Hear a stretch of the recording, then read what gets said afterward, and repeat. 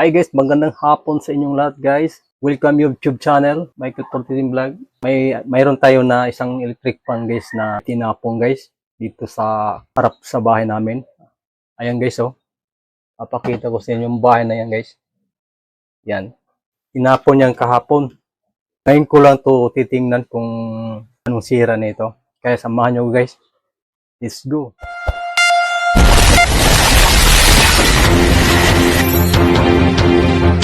Yung guys, ang ano guys, kasi yung ilisin nito, bali lata, yung ano, malaki. Itong electric pan na to, itong screen na yun, lilihian lang yan.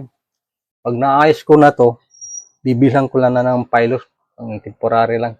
Para itong kinalawang niya guys, babalik sa magiging ano na siya, bago tingnan, bagong pintura lang, bagong palit. Testerin natin guys para malaman natin guys yan gamit natin tester. Ayan. Ngayon ang mangyari nito guys, gagamitan natin ng tester para malaman natin kung talagang sira ang kanyang motor niya. Yung yan, naka-off siya gayo. Yan. Number 1 yan guys.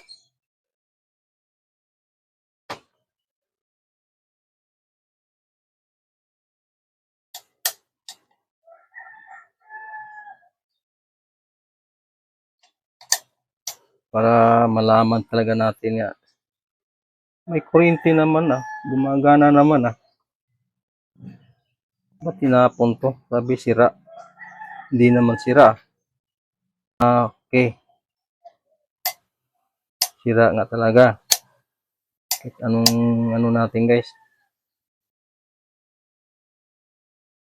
Kahit anong pihit ko sa ano niya guys, sira talaga.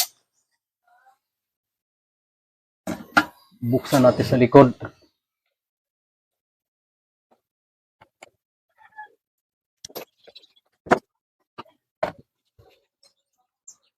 Gamit natin Phillips screwdriver. Wala tayong Phillips.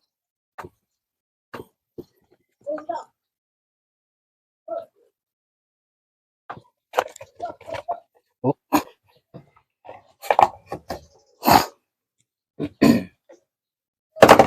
Laki ng motor nila oh. Ba?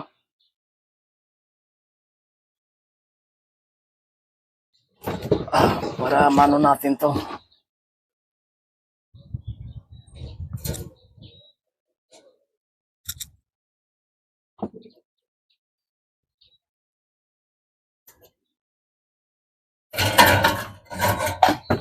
Oh, grabe kalawang guys oh. Tabi natin to. Ngayon, ang mangyari nito, buksan natin kaso Philip screw tong ano nito. Ngayon guys, ayaw matanggal. Ngayon, gagawa na ng paraan. Dito natin sa switch sa bubuksan.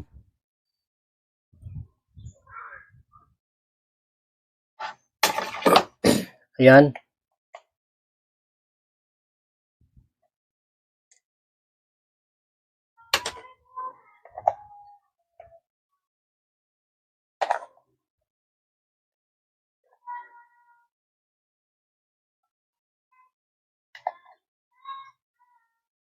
Para malaman natin ano.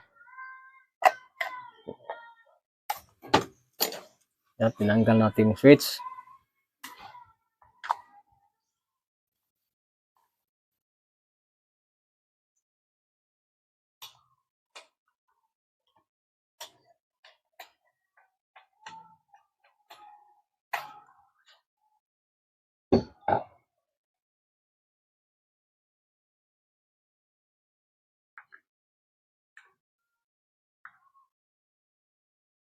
Ito, nabuksan na natin guys. Pag nabuksan natin itong guys nga switch, dito tayo kukuha ng para gagana ang electric fan. Kasi pag ganito,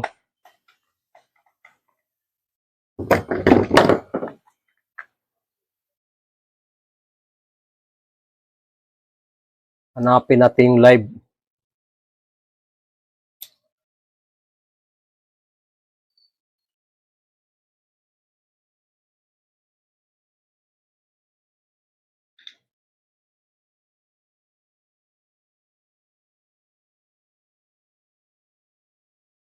Yung live niya guys, black, brown, gray. Yan o, gray. Papunta dito sa motor. Dito. Yan ang hanapin natin.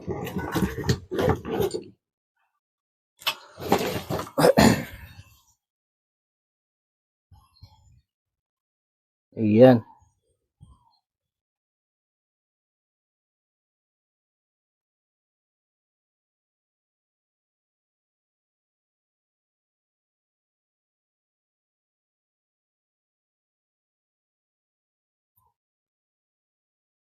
Ayan, mangyari natin dito. Ang gagawin natin,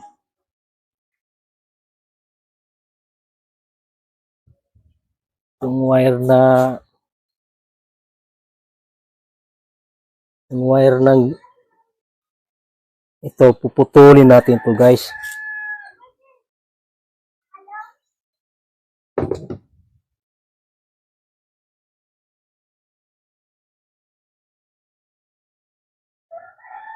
Habaan natin paggupit guys. Lalagyan natin ng ano, electrical tip.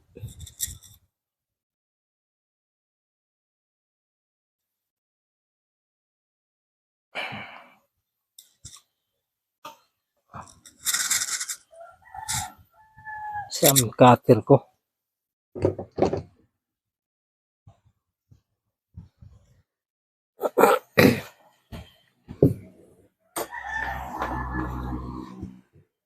Gupitin na natin ng gunting guys. Ayan.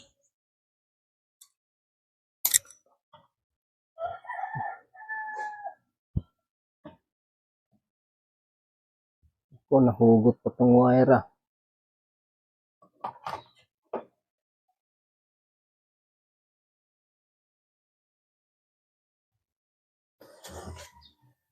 Yan guys. Ang ginawa ko na lang dito guys kasi hindi kasi ito na matanggal. Kailangan W40 kaya yung ginawa ko dito sa likod na lang. Una, dito na lang tayo sa kanyang switch. Yung live natin na gagamitin na i-connect natin sa kapasitor. Kasi doon natin malaman na kung may problema yung fuse. Ngayon, ang gagawin natin guys, tulad ng sinabi ko kanina nga binalatan natin tong yung wire sa kapasitor.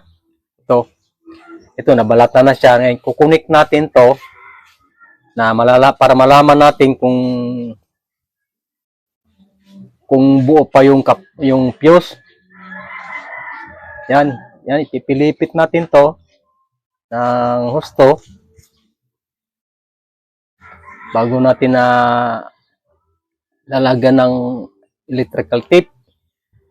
Ngayon nakabit na natin guys ha. Nakabit na natin yung ginawa natin paraan para hindi natin na magbabaklas dito guys sa kanang klise. Titester natin guys bago natin saksak sa outlet.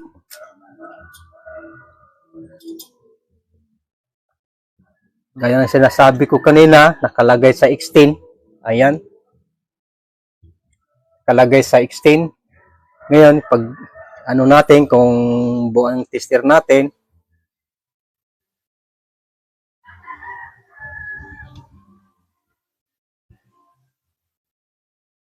ayan, gumana ang ating kumpas. Ayan. Kumpas natin ng tester. Ito gagawin natin. Titester natin tong dito tayo gagamit sa ano, sa plug.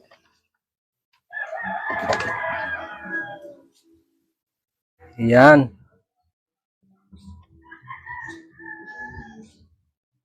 Bago natin saksak sa outlet.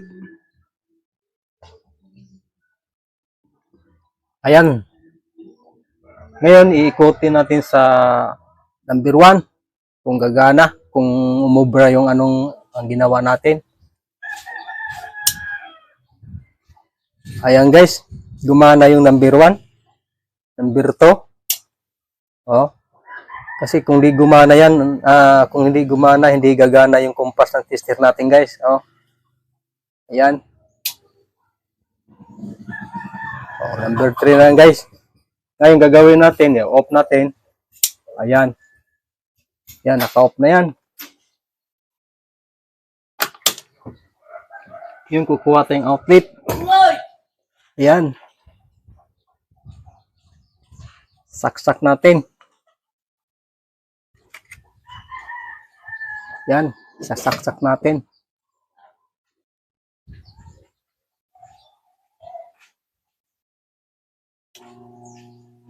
Yan, number 1 yan guys.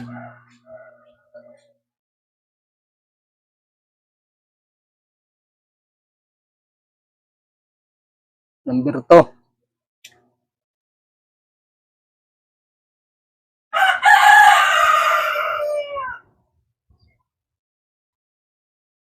Number 3. Yan, number 3 guys.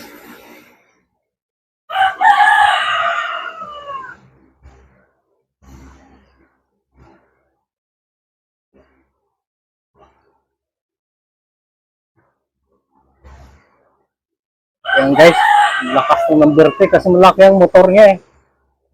Oh. Ngayon mangyari to guys, yung fuse ang problema to guys. Sa mga hindi pa nakapag-subscribe sa aking channel, like, comment, and share. Share lang guys para may matutunan. Ang gagawin nyo guys, ang ano ko guys sa inyo, i-off na natin. Ang gagawin nito, pagka ganitong klaseng electric fan, para madali, ganun lang gagawin nyo. Hanapin nyo yung live na wire nang gagaling dito sa switch. Dito sa switch. Yan, yung mangyari ito guys, puputulin na lang itong connection dito at dito na i-connect sa kapasitor. Ayan. Kaya hanggang dito lang guys. Bye-bye. Thank you for watching.